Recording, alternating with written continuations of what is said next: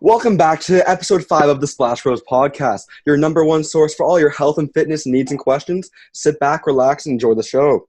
Once again, joined by my co-host, Josh Nolan. How's it going, Josh? Good. Hi, everyone. Welcome to another week of the podcast. Today, we have me and Brett's good friend, Guy Harrison Murray. He's the captain of the Acadia swim team, Rio Paralympian from Perth, Australia, and he's shared in the studio, my normal studio in the basement downstairs, and I've gone upstairs. So welcome aboard, Guy. Thank you. It's great to be on this podcast. It's been good seeing this start and seeing what you guys have done with this, and I'm excited to see where this goes, and very much looking forward to today's episode. Awesome. So as I kind of touched on in the intro, you're kind of an international man from around the world. So do you want to talk a little bit about that and how kind of your origin story in swimming and kind of just your own origin story as well? So I was originally born in Bath in the United Kingdom, and I lived pretty much in Bath until I was 13, where I started. So to just give the full story of my swimming career, I started swimming lessons when I was about 2, 3, and I quickly progressed through my swimming lessons. And I was born with a disability called bilateral talipes, where the Achilles tendon in both my ankles is really, really short. So it gives me lack of the tendon in my foot, like the Achilles tendon, is born short in both feet. Okay. So it gives me lack of flexibility and lack of power on my lower limbs. So that affects me in a lot of sports, such as the running-based sports. So football or soccer, as it's called in North America, which is one of my big passions. Straight away, that was a sport I could definitely struggle with, and I couldn't get the right flexion in my feet to kick the ball or to keep running for a longer distance. And jumping was an issue. So with swimming, I quickly found it was one sport that wasn't really affected by my disability at all. And I quickly kind of progressed through my swimming lessons. In the UK, you're meant to finish your swimming lessons by the age of 12. And that's kind of when you've fully finished all your swimming lessons. Then you can kind of choose to go on to racing and competitive swimming, or you kind of just stop and just swim for fun, I guess. So I finished all of my lessons just after my 9th birthday. So I was quite ahead. And there's obviously something that I found I was good at. And I've always had a very competitive nature, and I found that finding a sport that I was able to compete and be pretty fast at and beat people was something that I really enjoyed. And I think that's the little competitive side of me that has been brought up through my family and just through playing games and everything. Like, I really enjoyed swimming.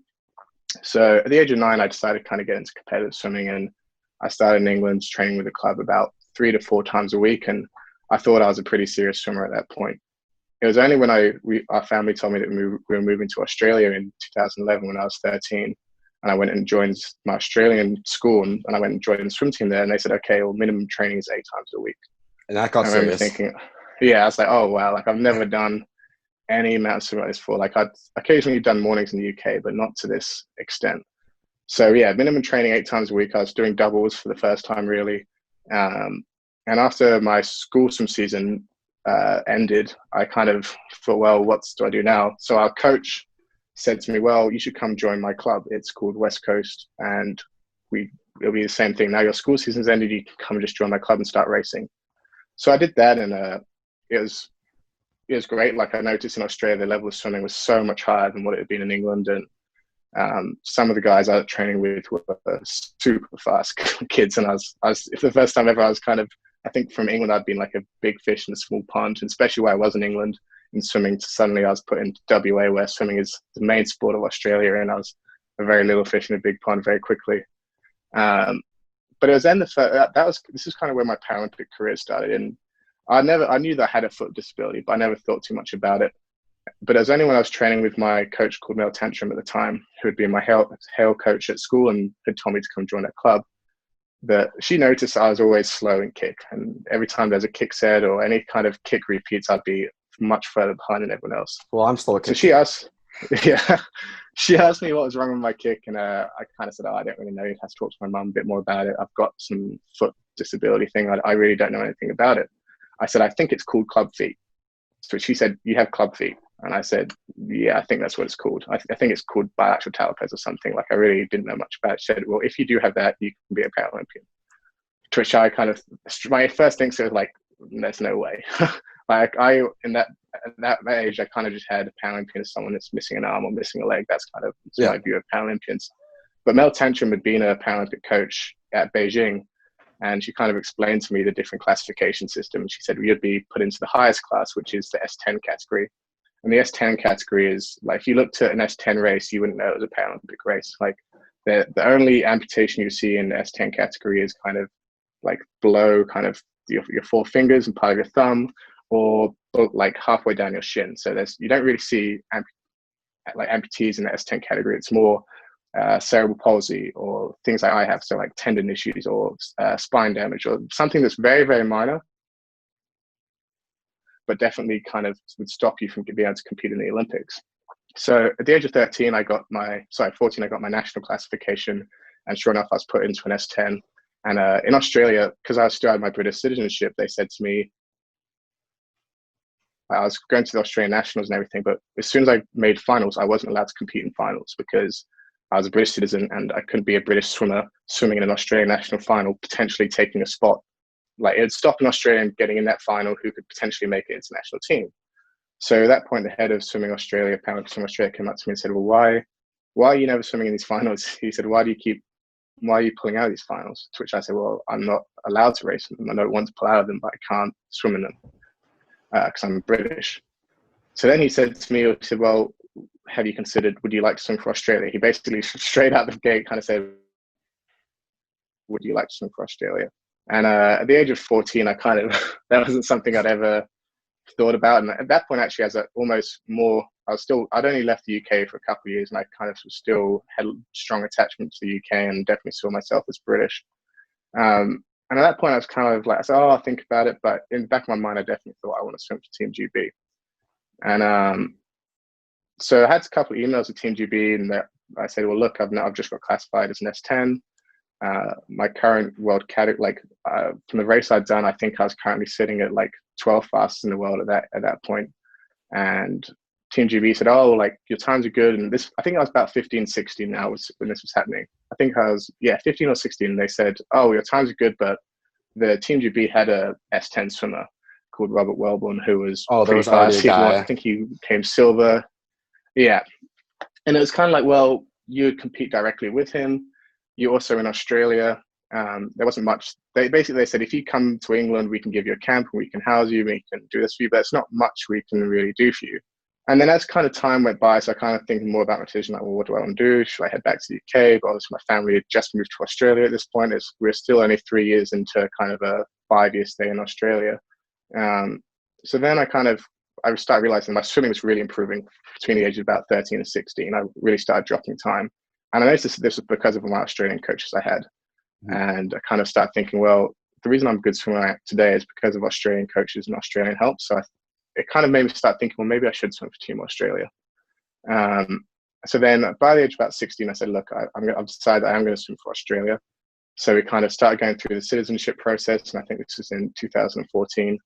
And I was put through a distinguished talent visa. But because I was a minor and hadn't been done with a minor before that, there became complications. So basically it meant that my family had to get citizenship as well. But then we were starting to race against time. Because in 2014, I'd made the time to swim I made the cut to go to Pampax and compete at Pampax. But because I didn't have Australian citizenship, I was kind of preliminary named on the squad, but it depended on if I could get citizenship in time. So unfortunately, although I made the time for Pampax, I wasn't. I wasn't able to make the squad because I wasn't. That kind of kicked me into wanting to even more make teams and kind of really speed this citizenship process along. So starting about midway through 2014, it kind of really fast-tracked my citizenship. And within about 5-6 months, I had become an Australian citizen. I became an Australian citizen in January 2015. And it was on the last day possible for me to become a citizen if I was going to be eligible to represent Australia at the World Championships that year. So it really did become a race against the clock. And literally in the last seconds, we managed. Wow. You're frozen for a sec, guy, but yeah, that's crazy. Yeah, guys, you got bad Wi-Fi in and out for a sec, but yeah. Citizenship. Okay. So we've gone back to the UK for Christmas, and I actually had to leave and come back early to try and get the citizenship the next day. So I was pretty jet lagged the day I got my citizenship, but it worked out. I made World Championships that year. I swam, I guess the highlight for me for that World Championships was swimming on the relay, which in the Paralympics, the relays works, it's 34 points. So obviously it's still the 4x100 freestyle, but the way they do it with the relays is it has to total add up to 34 points. So as I was an S10, I counted as 10 points. And then the S9, it made it 19 points. With the S8, kind of, so that you add up to 34 points. So usually the way most teams would do it was with the S10 and S9 and S8 and S7. And obviously the S10s are much quicker than the S7s. So it gets really interesting. Some teams will start their S10s, so they'll be really far ahead, especially if it's an S10 against an S7. So they'll start all their higher classes first, but then finishing with an S7 is kind of like finishing with like a much, much slower swimmer. So It reminds me a lot of like the mixed relays they have now. Yeah, the guys, girls. Yeah, so it's similar, but to an even bigger extent. Kind of the difference in times. Like an S7 might go 105, 106 for 100 freestyle, whereas an S10 can go 51, 52. So it was really interesting. And Ukraine, Brazil, and Russia were really far ahead of everyone else as I was anchor leg. And I remember kind of looking across, and I'd seen the Ukraine had gone out with 2 S10s, then 1 S7, and then another S7. So I remember seeing this S7, who at that point was kind of already had like a 30-meter lead. I remember thinking, wow, I'm really going to have to to swim out of my skin to try and catch him. And I dove in. We were in 4th, and I breathed to my left when I'm racing. So on the way down, Ukraine were in the lane to my right, so I couldn't see them. And when I flipped turn, I kind of came out of turn. I was like, okay, great. I'm now looking at the lane that Ukraine will be in. I kept kind of looking over to see if I could see any splash. I couldn't see anything. So I presumed that, I was like, well, I can't have overtaken him in the first leg, surely, because there's no way I could have made up 50 meters when he was already 30 meters ahead. But then it got weirder and weirder, because that's like the last 50 meters, as I got closer and closer, I couldn't see anything. And it was about with 10 meters to go that all of a sudden I see like the splash from a lane over. And I was like, oh, he's still in front of me. And it was interesting. As soon as I saw that splash, it was like all pain was gone. I had no Adrenaline. pain whatsoever. Yeah. And I think I took one breath, and I was like, right, I'm not going to breathe for the last 15 meters. And it was just a strange feeling. Like I remember there's nothing that mattered. Like that was the only thing in my head that I was thinking about. I was like, I cannot let this happen. Like I need to touch the wall before him. Out of the corner of my eye, I could kind of see the splash, and I could see it getting closer and closer. And then I noticed kind of like, I didn't breathe, but I kind of looked slightly to my left on one of my strokes. I could see that we were neck and neck with like 2 meters to go. So when I touched, I was kind of, my goggles were fogged up and I couldn't really tell. But the only reason I knew we'd come third was because suddenly I kind of felt slaps on my head, and my teammates were doing that, and I looked up at the clock, and I kind of saw Australia third, Ukraine 4th. I think we'd come third by 0.11 of a second. So that was a pretty huge moment. And then from that, going for them from Worlds, I went back to WA, and again, even more hungry now to compete. And I got an offer to go train at a squad, like high performance squad over on the East Coast, in a place called the Sunshine Coast, with a squad of Paralympians. There were 7 of us trying to make the team. So in October, November 2015, I accepted that offer and went and trained with Jan Cameron.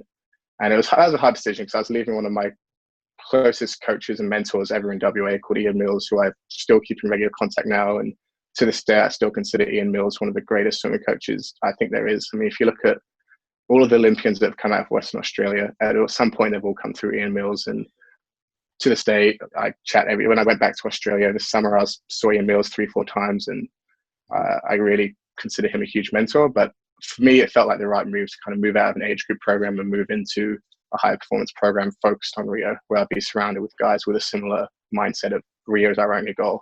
Yeah. So I moved with Jan Cameron, and that was some of the most intensive training I've ever done in my life. We were we got videoed every week. Like the gym all of a sudden was really stepped up. All the sports science and everything like that we got was just a complete different level. And me and the 7 squad of boys made Rio in April 2016, and like that was just an amazing moment. Kind of, I got the phone. It's interesting being on the Paralympics, because they can take a squad of 34, but there's not like a cutoff time where there is in Olympics. Like you'll know in Olympics at trials, if you hit the wall, if you're first or second, under the time, you've made it.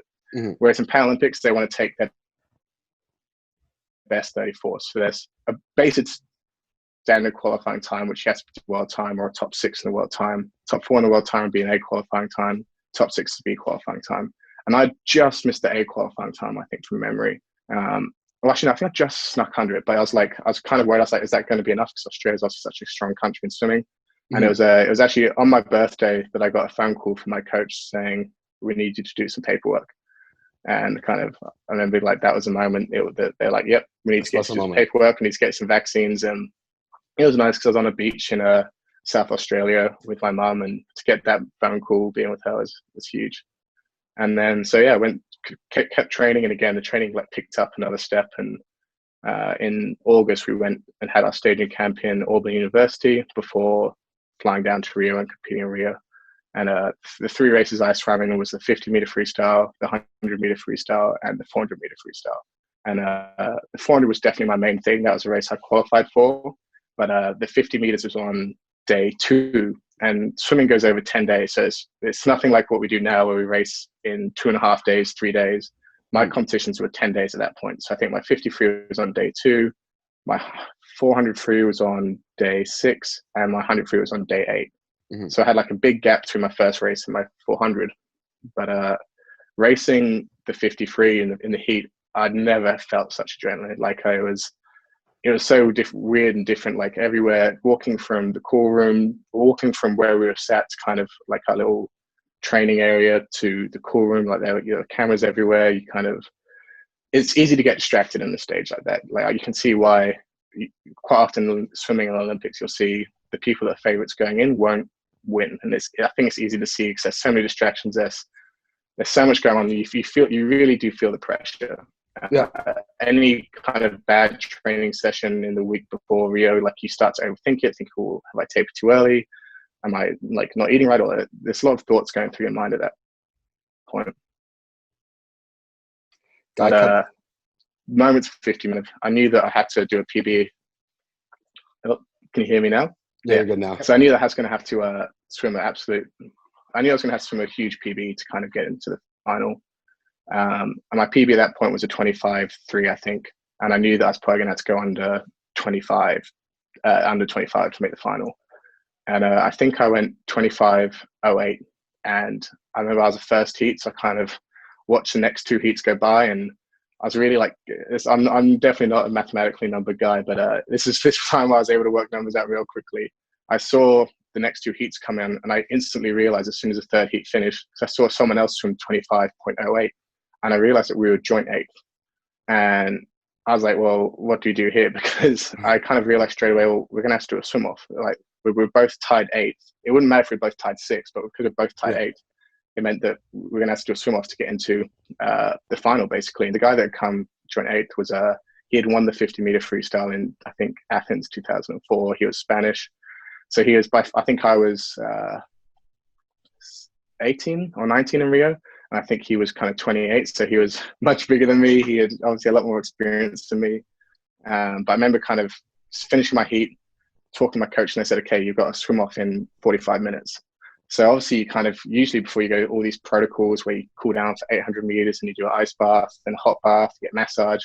So all of that was kind of had to be like shortened really quickly. We didn't want to do an ice bath because we didn't want to kind of get for me to get cold before a race. So we did a extended cool down. We did a shake with the physios. And I thought I had a big adrenaline pump before my heat, but that was nothing compared to the swim off. Because then the swim off's so different too. In a cool room, usually there's like 20 guys, right? Because that's the first heat, second heat, whereas the swim off was done at the end of all sessions. So in the swim off was just me and the Spaniard. One-on-one. That was intense. Like you really feel it then. Kind of, I remember doing like clap push-ups before my 50 free, because I knew that was something that would work for me for freestyle races and especially sprint races. And I was completely in the zone. Like when we actually were told to walk out, I was almost like 5 seconds late because I was so in the zone. Like even though I was looking at the person that was telling me like, okay, time to walk, I couldn't even notice them. So it's funny actually. I remember watching the footage of it a couple of weeks later, and that when he see me walk out for the swim off, he kind of see me running, because I kind of got worried like, oh no, like I was meant to walk out like 5 seconds ago. And like, I think even then, like those extra nerves, and I think everything like that for a 50-meter freestyle helps. And so I swam again, that I actually managed to win the swim off, and I went 24.6 in the swim off, which, like, for 50 meters, that's a huge drop. I'd gone in that day with a 25.2, and I'd gone down in 24.6, which, like, you don't really make drops like that. Yeah. Yeah. And in the final, with the 50-meter free, like, we knew I might get in the final, but it wasn't a goal. Like, 50-meter free was kind of my fun race of the meet. And I finished the final 7th with a time of 24.47, I think, which would have been, I think I knocked off, over the course of the day, I think I'd knocked off 0.75 off my 50-meter freestyle, which I hadn't done since I was like 12, 13. And I think that was my first time racing at a Paralympics on that kind of stage. I mean, at Rio, the stadium went all the way around the pool, which I'd never seen before. It was like a 360-degree stadium around the pool, which could seat 18,000. So it was actually amazing, actually, because it was day one of the competition. Sorry, because I remember Australia had the same colors as Brazil, right? It's green and gold, the same as Brazil, like green and yellow. So when I walked out, it looked like everyone was. I don't think the Brazilian fans had kind of worked out what the Australian team uniform was and what the Brazilian team uniform was. So when I walked, so the Spaniard walked out, and then I come kind of running out after my swim off, and like the crowd just roared. And then it was funny, like all of a sudden they announced, oh, and Guy Harris from Australia, and you kind of see the crowd go, oh wait, he's not Brazilian. But that was all I needed. It's fine. Like those 5 seconds of the crowd roaring, like, and that's the thing. Like when it's like that big of a crowd, like I was ready to go. Mm-hmm. And then my 400 free, I found, like, which was my next race, was a bit disappointing because I felt I made the final, and in the heat I'd gone out hard, which would always be my plan. And then if I was in a position where I think I could shut it down a little bit, that's the plan. So I went out hard for the first 200, held it for the third 100, and then on the third 100, I noticed that I was winning my heat. I thought, okay, I can shut it down and save a bit of energy, because backing up 2 400s is a hard thing to do, especially on the same day with all that pressure. And so I was trying a really good heat. I'd gone 4:11, which was a PB, but I was super excited because I knew that I'd shut down that last 100 and kind of really slowed my tempo down. And I was really excited to see what I could do. And like the training I'd done for that event, I think that was going to put me on track for a 4:07, 4:08 was what we were thinking. So then the final comes, and I definitely noticed I felt a lot more nervous for this final. Like the 53, I was just excited. I was pumped, like I was ready to go. With this one, I guess because it was my race against what? Yeah, I felt the nerves a lot more. I was racing against the guy on the lane next to me was a famous Canadian called Benoit Huot, who'd been the most decorated Paralympian of all time. He had won. Yeah, like Benoit's an incredible swimmer, and so it's kind of, it was also weird with a couple of Brazilians, a guy called Andre Brazil, who had also held the world record for the 50 freestyle and 100 freestyle. So I remember the days when I was 14, 15, looking at kind of Paralympic swimming, I was seeing all these names, and then all of a sudden to kind of be racing them. And in the end, like the 400, like their experience definitely showed up against my my inexperience. I was the same race plan as morning, to go out hard, but control the middle 100, 200 a bit more, and then try and bring it all back from the last 100. And I instantly remember feeling tired. Like I instantly remember kind of feeling not as fresh as I did in the morning. And in the end, I did a PB again, but it was like I did a 0.2 PB or something. So over 400, that's not a huge PB. And I remember like hitting the wall, and I just kind of felt disappointed because I knew that although I'd done a PB, I knew that I could have swam a lot faster, and I trained to go a lot faster than that. But I kind of thought in those situations, you can't let it get in your head, because I had another race 2 days later. Like I thought, okay, put that behind you, move on to the next one, which was the 100-meter freestyle, which again wasn't a big race, but I wanted to make the final. I wanted to kind of have a 3-3 final record of my first Paralympics. And that day on the final, I swam a PB in the heat, and I remember I was the first heat, so I remember I could watch how it went down. And I remember, unfortunately, I missed out in the final by 0.01 of a second. And I remember the 2 guys that came 7th and 8th, they both tied as well. So I think I went a 54.54, and I think the 2 guys went 7th and 8th went 54.54.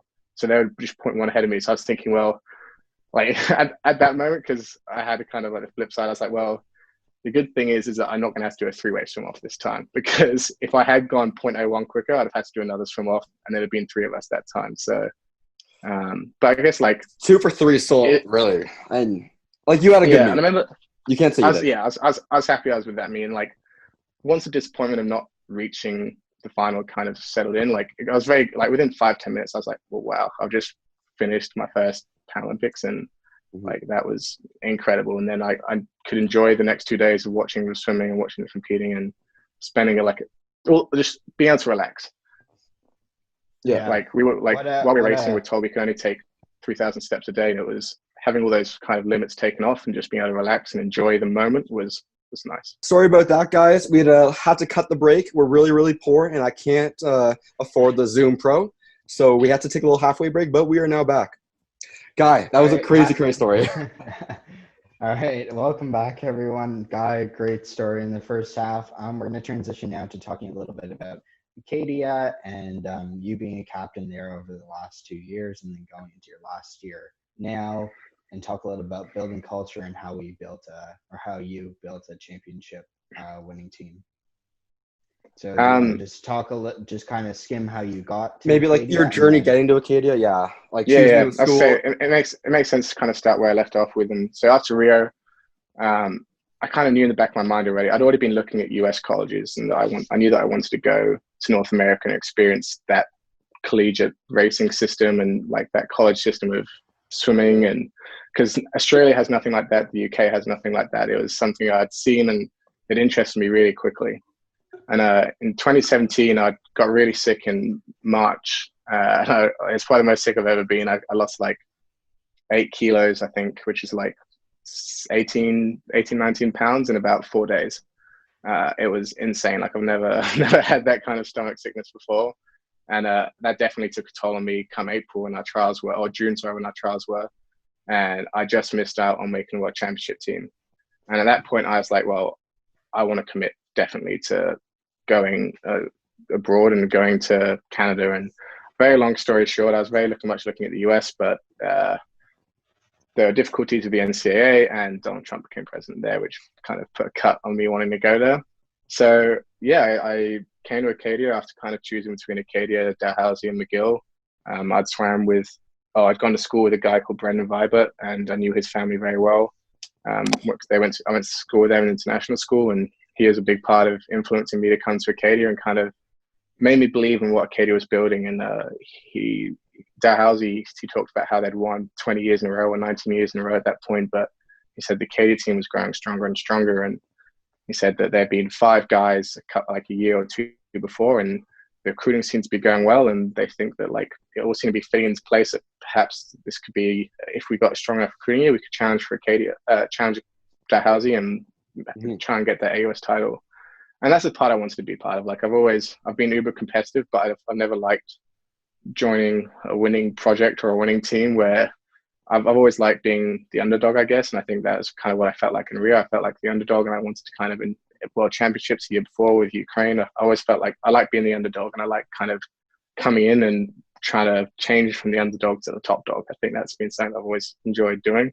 I think that's a big reason why Brad and I, we've talked a little bit about this on the podcast before, but that's a big reason why we both ended up there, because being part of something that's growing is a lot more excited than something that is already established. The whole is bigger than the parts, right? Like all a small part of the huge program. Now it is. And what was I going to say? Yeah, keep going.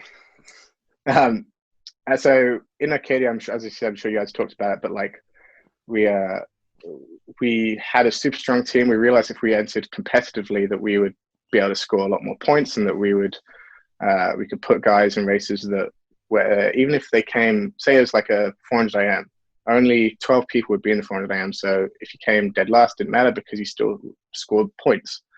And so that kind of system started with Brendan and Adam and myself, and something like our year kind of really buying into that culture straight away and thinking, well, it's not about individual performance here. It's about what can we do for the team.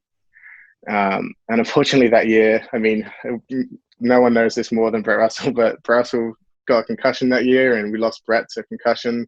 Justin Euler was one of our swimmers who had like some shoulder issues and back issues, so he couldn't swim. So instead of taking a full team, we took 16 instead of the 18. I really think that had we had our full team of 18, we would have probably been able to push ourselves just over the line to beat Dalhousie. So that kind of felt like a kick in the teeth, kind of like we'd had this huge momentum. We knew that we were losing some of our top guys with Adam, with Brendan, with Patrick. Like Rambo. We knew we were losing a lot of strong guys, and I think that we also kind of knew that recruiting was like they just weren't the numbers for recruiting that year that there have been in previously. It's like we came in, we had a big year of 8. Like the recruiting year a couple years later was a group of 9 guys. Like we came in the year after we got 2, we got Chang, we got Aubrey, and like they're both great swimmers, and they added to the team. But we needed more depth. We'd lost kind of 4 or 5. We didn't have the numbers. We needed to, we didn't have the numbers. And I think second year, end of first year, I was made captain. And I kind of said to myself, well, I'm not going to leave Acadia till we win an AUS banner. And I kind of think I took that motivation from seeing Dalhousie lift their 20th championship. And that one hurt the most kind of when we were so close. I think, in the end, I think that kind of gave us the drive and the power, like the motivation to want to do it more. And then second year came about, and second year I really think was where we kind of set the culture and just started building on what we had built on the year before. And although we weren't as strong as a team, it might have felt like we'd taken a step backwards in terms of like the points we were scoring. We had taken a massive step forward in terms of the culture, the attitude. And I think it obviously rubbed off because our recruiting that year, I remember being heavily involved, talking with a lot of our recruits. We had Dean, we had Gorm, we had Rai, we had Shane, Greer, like we had Andre, we had so many recruits coming in. And Lucas, I remember kind of be upset he didn't get in. Yeah. So, no. I was thinking in my head, I was like, God, which ones? I think I can't leave any out. Yeah, obviously I had Lucas and every time those guys were coming to Acadia, they're like, okay, maybe. But then when they hang out with us, they see our culture and what we're all about, they're all like, yes, right away.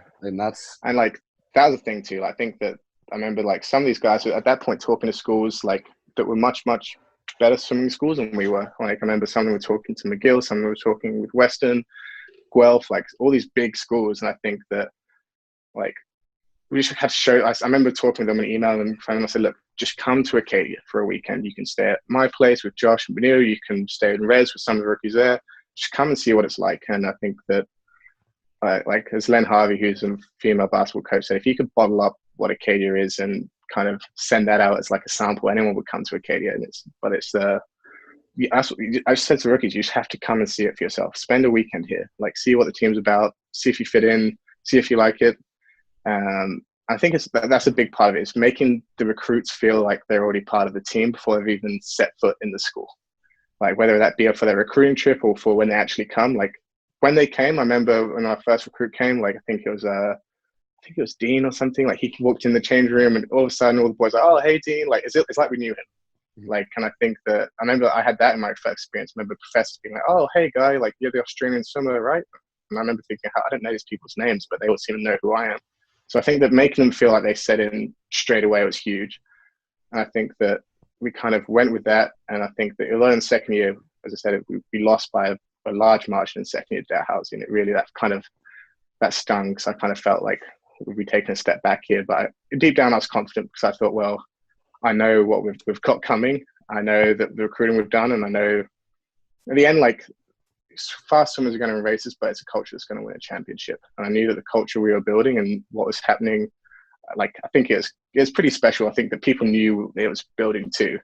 And I think that's why the rookies joined. I mean, if the rookies joined on the results they saw from the AUS championship that year, they wouldn't have come. They would have gone to Dalhousie or they would have gone to Western. But I think that they believed in the project like the three of us did when we first joined. And I think that start of third year when they all came in, like it was an important message to get across super quickly. Okay, like you've seen a little bit of this culture, but now we need you to completely buy into it. We need you to see what it's like. And as Len Harvey said, we need to spread that infection. We couldn't have vaccines. And it sounds ironic saying that now in the time we were in, but at that point catch the virus. Catch the virus, spread the infection. Which ironically we won't be saying that next year, but it did not age well at all. Yeah, it didn't age well at all. But for the time, it was fantastic. It showed exactly what our culture was about, and I think that's the thing too. I think other people in the school started noticing what we were about, like not like professors, classmates, other teams. They kind of started noticing, oh, like look how close of a connected team Acadia is, and it's a champion. Is an idea of building like a mentality of we're winners. And I remember in our first year we shouted on pool deck for our final like team cry that we'd always do we are Acadia, but for our last one in our first year we did we are champions. And I remember doing it at the time, like I remember I was nervous because it's obviously it's like you don't want to jinx it, but I think for my third year, I understood that no, that is what you need to have that mentality. You need to have that mentality, but you also need to be training like the guy that's coming second. Like you need to have that. You need to be, because if you're first, you can you get complacent. And I think a motto that I've picked up recently is it's not curiosity that killed the cat, it's complacency. And I've put that on my Instagram, put that on my LinkedIn, is that complacency killed the cat. And I think it is. If you get caught sleeping, and other teams are hungry, then I think that's what it's all about. I think that with that hunger, I think it just spread throughout the team. And with each meet, we seemed to get stronger and stronger. We won our first meet. We won our first home meet as well. And that was the first time in like 20, 30 years that Acadia won its home meet. I think that was a special moment. I remember kind of almost tears in my eyes at that point, thinking, wow, like we've been trying to build this, and it feels like first had homes get highs and ups and lows. But I remember winning that first home meet and thinking, oh, okay, this is going to be it. Like this is going to be a special year. And I think that it was incredible too, because obviously we had a very strong team at the start of the year, but the team at the end of the year was 3-4-fold times stronger than the team we started with, because everyone improved. Like the rookies that, like, to be honest, and I'm gonna name call him here and name drop him here. And I remember with Shane, when he was first coming out, I was thinking, oh, like Shane's a great swimmer, but Shane's a little bit of a one-trick pony. I thought, oh, he's only got the 50 fly under his belt. Shane qualified for U Sport. He became an amazing 100-meter butterfly swimmer, a fantastic 100-meter freestyle swimmer, 50 freestyle swimmer. Dean came in as a backstroker, but came third or second in the 50 freestyle. Like everyone stepped up when it came to AUS. And we had Greer, who's tiny little guy. Like I remember when we were recruiting him, we were kind of thinking, wow, like Greer looks small, like, but his times are pretty quick. And then Greer became the 400 IM champion in his first year. And we had so many stories like that. Like I lost, like those are just a couple of them, but I could go on about the records that were broken, like Nova Scotia records, AUS records. I mean, like I think I counted the Acadia records that were broken that year. And I think it was 11 on the men's team. Like there weren't many records left up on the board. And I think that this rookie class that come in last year, I think they're going to pretty much sweep up a lot of the records that are on that board anyway. But it was just the building of like acting as if you're the champions and kind of having that, like wanting to be champions, but not having the arrogance. It had to kind of stay humble and know that at the end of the day, like the House are the ones that hold the AUS title. We're the ones that are challenging them. But I think come AUS, we were confident. We knew we had the strength. We knew we'd put in the training, and like sure enough, we surpassed our expectations. We thought we'd maybe win by like 180 point. I think we were thinking to win by 150, 180 point margin. And I can't remember the exact final margin, but I think it was about 300 points. And that's what I mean. Like just the whole team had the atmosphere, from some of our lower end swimmers to our top end swimmers. Like everyone outperformed. And I think that that's the kind of the power of being a team. I think, I know you guys talked about team sport versus individual sport, and Acadia made me realize that swimming is a complete team sport. Like nothing made me prouder than those kind of, I can talk about that few forever. moments. Like I think that I to this day, I think the 10 best seconds of my life were carrying the AUS trophy back to you boys and seeing you, like, I was smiling, but I was trying back to all the tears at that point. And just like everything we'd worked for, like having it kind of like 3 years, and obviously that was just for us 3 years, but like for the Deutsches, the Brendans, the Collins, all those guys have been 4 years, 5 years. And the Jeremy Inghams, who kind of, that's where it all started. And I think that was another thing too, like having Jen as a coach, and Jen being the mom of Jeremy Ingham, who was a complete fighter. And Jeremy had cancer 3 or 4 times and unfortunately lost his life to it in 2017, December. And I think that Jeremy wasn't the best swimmer, but kind of he had the attitude and the culture he had it way before we came in. And I think that seeing that with Jeremy and kind of getting to know him very briefly, that motivated me. And I know it motivated a lot of the older guys in the squad. And I think that I remember saying to the team, well, let's do this for Jeremy, let's do this for the Deutsch, for the Brennans, let's do it for everyone that wasn't fortunate enough to be where we are today. Because I think that was the special thing about it. And I remember when we did win the trophy, taking the photo with everyone. Like it wasn't just the men's team and the coaches, it was the girls' team, it was Brendan, it was Adam, it was Kevin, it was Curtis, everyone that had been part of it. And I think that's what Acadia is all about, like the team effort. And like it's not one person's won or the team's won, it's everyone has won. And I think that was what the special feeling was.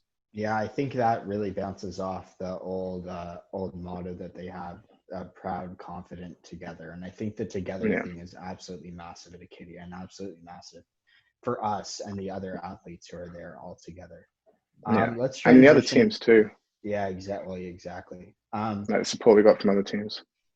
Yeah, let's talk a little bit about your future now, what you'd like to do. You've got 1 year left at Acadia, so obviously we're hopefully have a season at all, and then hopefully we take home another banner. But talk a little bit about that. Talk a bit about your plans for the future, and then I think Yeah, we have a little Q&A plan. Yes, we sure. do. Um, so first and foremost, my plans for the future is to win banner next year. Like if we have a season, Run it obviously. back. And I think that's like what we did last year that was the beginning. Like that wasn't the end by any means. That was, if anything, that was the end of the beginning. Like now we're in the main part. Okay, like we phrased last year as poaching season, and this year I want to phrase it as the dynasty building season. Like if Dalhousie can go and win 22 AUS trophies in a row, Why can't I want to you? go and win 20. I want to win 23 in a row. Like, I don't like.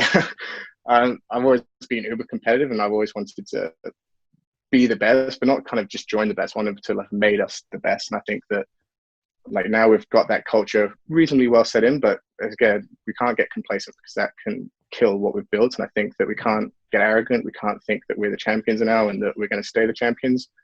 Like Yeah. to stay the champions, you have to still train like you're in second. So And we still have to have that. the big issue with that going into the future, and it's a scary time. And obviously, we want that dynasty, and I can see it happening, but it's how our recruiting years went. Like we had 8 coming one No, year, 2 another, then 9 another. We have to find a way to even that out, or else we might have yeah, an uneven year one day, and then look at that, the numbers drop. yeah. I mean, that's what happened in our second year. We had more guys graduate than we had join. So that Mhm. is a worry. And I think that we've learned now, like last year, we had a training team with Sean Viber, Aaron Day, and Jesse. And I think that again, like they didn't. I say training team, but that's such a weird phrase, and it feels weird coming out of my mouth because they weren't the training team; they were the team. And if it would happen in first year, we'd had a training team, we had those extra 3 guys, we wouldn't have lost. So I think that those guys are just as crucial to the Brett Liams and the top scorers. And I think and I think that's kind of what we need to keep doing. We need to have something ready in case the worst does happen, and we can't race with 18 guys.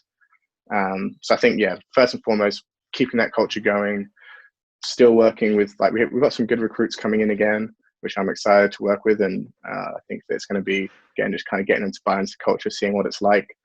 They're lucky that they're joining the champions. And I think that hopefully that they'll kind of appreciate what they've joined, and we'll have to kind of teach them what it's come from to what it is now. Like, it hasn't always been like this, and it's not going to stay like this unless we keep that going, that underdog mentality. But so I think, yeah, first and foremost, I want the AUS banner again. I want to make it so that when we all leave, that they're in a good enough position to win it again the year after, and the year after, and the year after, and the year after. There's no point. I think that I'd see it as a failure on my part is if when our year left, then whether like the culture took a step back, or whether we left the team in a weak spot that it wasn't able to like compete again the next year, I'd see that as a failure. Like, this has got to be a long lasting thing, and it's got to be built in through from the 4th years, the 3rd years, the 2nd years, and into the rookies. It's got to be something that gets passed down. But other than that, I think I'm going to focus on my honours thesis, which I'm doing on the over and under valuation of soccer players based on either their nationality or their player position. And swimming's been one I've been good at, but football/soccer has been my passion without a doubt. And I want a career in football. I want to become a football agent representing athletes, representing football players, and helping them their transfers, their contracts, and kind of similar to what my role I've done here as captain, kind of building that championship mindset, or champion mindset, I guess, in athletes, and pushing them to kind of become the greatest versions of themselves. So that's kind of why I did my thesis, to try and hopefully get a foot in the door in that industry, because it's a very, very difficult industry to get into, especially if you don't have the connections. I mean, the easiest way to become a football agent is to have a brother that's a football player, which my siblings have let me down in that situation. I don't have a professional brother that's playing football, but again, like the underdog mentality, right? You've got to go in, can't expect everything served to you on a plate. So I guess that, and I'm deciding my future whether I want to, obviously all the football happens in the UK. and Europe, but I don't think I'm quite ready to leave Canada yet. My student visa allows me 1 more year after I graduate to stay in Canada. And the last 2-3 weeks, literally been the last 2 weeks, I've kind of, as I've realized my time at Acadia is coming to an end, which really, really upsets me to a point that nothing's quite upset me like that before. I started to realize that it's not just Acadia, it's Canada, it's Canadians, it's like you guys and my friends that I've made like this. Like, I don't want to leave that quite yet. So I think I can see myself staying in Canada for another year and then try and get some connections and work in football here, and then hopefully at some point progress over to Europe and work in the industry over there. Nice. Bright future for you, guy. You got it all figured out. Hopefully. Now, I got a little hot take for you. Put you on your spot. Can you rank Australia, the UK, and Canada? For what? In terms of where I want to live, or swimming, or what are we talking about? Just however you want to rank them. Oh, I definitely feel some pressure with this one. I'll go from bottom to top. Okay. I guess like this is in terms of where. However you want to rank it. I'll rank it as where I can see myself really settling down in the future. I think settling down for good, because I guess my life has always been moving around, and I've realized I've never lived in the same house for more than 4 years, which is quite a weird thought. But I think now I'll do it on how I see myself settling. So I think third, I would go with Australia. I love Australia and love being in Australia, but I don't know what it was with Australia that I just never could see myself. I think maybe it's because I went into Australia with the idea that I was only going to be there originally for 4 years. So that kind of, when you're 13, knowing you're only going to be in place for 4 years, you might put the brakes on thinking, okay, I can see myself settling here. And then this is where it gets tough. Second, it's interesting because I've always had this idea that I'm going to move to the UK and live back in the UK, but I think I perhaps look back on the UK with some nostalgia now, and I think that the UK at the moment isn't going through a great time. It hasn't been since 2016, and I think that maybe I'm looking back at it with rose-tinted glasses. So I think in second place I will put the UK. Ooh, that's a hot take. I definitely see myself working and living in the UK for a fair bit of time. I definitely see my career being in the UK.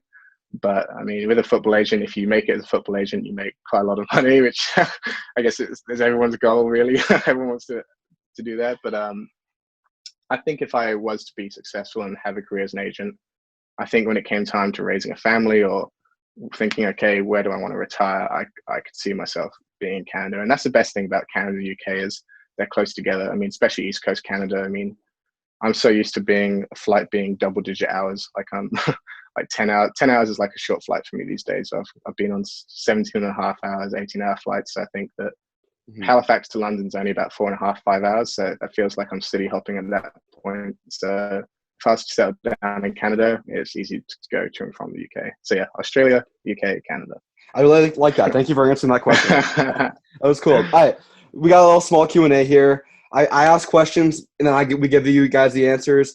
If you want to leave a question, we'll answer it next episode. Leave it in the comment down below or on our Instagrams, or just leave me or Josh a message on Instagram. So first question, do you have to drink water while swimming? Yeah. Yes. It's interesting. From a kinesiology point of view, yes. I've always struggled to drink water when I'm swimming. It's because you're feeling wet. Yeah. I need to have juice in it or something. It's because you can't see the sweat, so you don't think you are sweating, but trust me, you are working hard. And always be drinking water. It's 1 liter per hour. And if you're working for more than an hour, you want to be consuming some Gatorade or something with some sugar in it as well. Yeah. And if you are like me, you struggle. I'll let Josh go. Yeah, a good way to find out exactly how much water you're losing over practice is weigh yourself right before, and then weigh yourself. Yeah, we know who pees in the pool now. And then weigh yourself right after, and you'll know exactly how much you've sweated out, or you'll get a pretty good ballpark. So that's a good way to know how much water you should probably be drinking during practice. You're saying that? And if you're the strange person like me that really struggles to drink water during practice, I can literally only drink water after the warm-up and before the main set. I can't drink during a main set or even during a warm-up. So I can drink in that break between warm-up and main set and then after the main set. But what I'll do, because I know that I really struggle to drink water while swimming, is I'll drink a lot of water before practice and then a lot of water after practice. So like I'll quite often, like as soon as training's done, I'll literally almost drink like a liter of water straight away. So And then for those of you that can't do it. someone else asked, what's better to have, a super fast stroke rate or a super long stroke? Super long stroke. I'm going to say generally, depends what race you're doing. If you're doing a 1500, you don't want to have a super fast stroke rate, and Josh can attest to that. But if you're 50 meters swimmer, you don't want a super long stroke rate because you do want to get that power net rating going. But I'd definitely say it's a balance of both. It's knowing Distance what for race stroke. you're doing. You want to put it in the middle. You want to have a good distance for stroke. But I'd say it's very important. The answer to that is test yourself, see what works for you, see what actually makes you the most fast and the most efficient for whatever distance that you have to do, and then go from there. It's an individual. I think it's easy when you start a race to have a very long stroke and quickly fall to having a short stroke. So I'd say that put a lot of emphasis while training on maintaining a really long stroke. I think that's really important to make sure you're really reaching out at the very top and then really kind of pushing out at the very back. Like your hand should be really exiting the water by your thighs. So yeah, exactly. And that's what we got. Josh, anything you want to say? Guy, anything you want to say before we end the show? Yeah, Guy, plug yourself. Plug myself? Yeah, Instagram, Twitter, Facebook. What are you doing these days? Where can people find you? Oh. I was like, I did not understand that phrase. My name, at Guy Harrison Murray, on Instagram, Facebook, LinkedIn. If there's any football agents watching this, please hire me. I'll show you my honors thesis. But thank you so much, boys, for having me on the podcast. It's been great being back in Canada. It's been great being part of this. I'm really proud of both what you guys are doing. I think this is a fantastic initiative. I think a lot of people sat back on their laurels during COVID and not really taken this opportunity where everyone has a lot of time to do something. And I think that huge congratulations to you boys for having the initiative to go on and do that. And it's been great seeing Josh this last few days, and can't wait to see you again, Muscle, in a couple of weeks. So yeah, big year ahead of us. Josh, where can people find you? The Josh Nolan on Instagram, or Canada Fitness on Instagram. Same handles on Twitter, except it's SoupCan Fitness on Twitter. You can find me at my website as well at soupcanfitness.com. Again, Guy, thank you so much for coming on. We really appreciate your contribution to the podcast and your contribution to Acadia Swimming and everything you do. And what a great friend you are to both of us. So thank you so much. Thank you. And you can find me over there at Russell Muscle on Instagram, or my personal one, Brett Russell 99. My website, Russell Muscle Fitness. And yeah, Guy, thank you so much. This is definitely our best episode yet. We're definitely gonna have you on in the future. This is a great time. Hey, hope you guys all have a great day. We'll see you next time. It's been a lot of fun. Remember, like, comment, subscribe to Russell Muscle. Peace. See ya. See you guys. Thanks so much.